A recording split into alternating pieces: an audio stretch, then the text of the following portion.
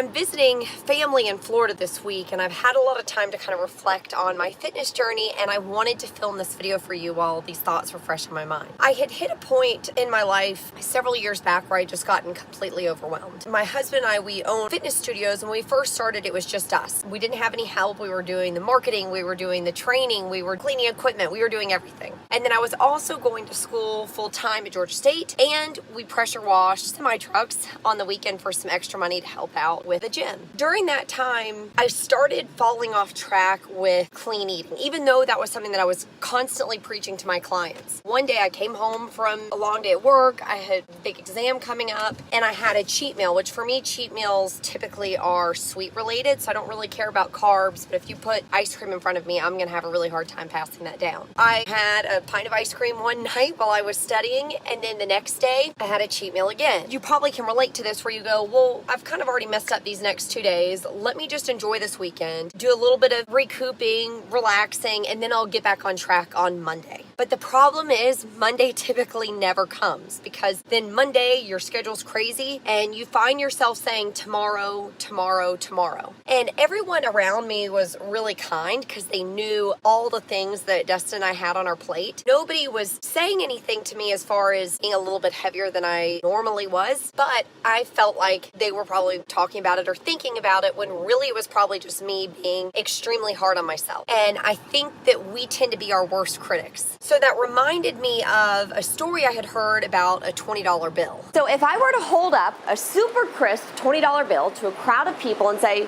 who wants this? Everyone would raise their hand. Now, if I took this same $20 bill and I crumpled it up and I threw it in a big pile of mud and I stomped on it and I held that bill up and I say, who wants this? Everybody would still raise their hand. Now, why is that? Because at the end of the day, it doesn't matter what this looks like. The value is still there. It's still a $20 bill. If you can relate to this story, I want you to know that you're worth it. The whole reason I wanted to share that $20 bill story with you is because at the end of the day, the value is still there, regardless of what it looks like on the outside. And I think that's something really important for us to remember. When we fall off track or we're not feeling so great about ourselves or how we look, it's easy to just start to tell yourself, maybe this is just what I'm going to look like. I tried everything, nothing's working, maybe this is just the new me. But who you are right now and what you look like on the outside does not define who you are at all. So I want you to stop telling yourself that right now. You can literally achieve any goal that you want. Is it going to happen overnight? No, but you can absolutely hit it. And my number one tip for you is to surround yourself by a group of like-minded women, whether that's finding a fitness program, so all the women in our tribe, or we call them our fit chicks, surrounding yourself by women who are trying to hit similar goals and are going through similar journeys is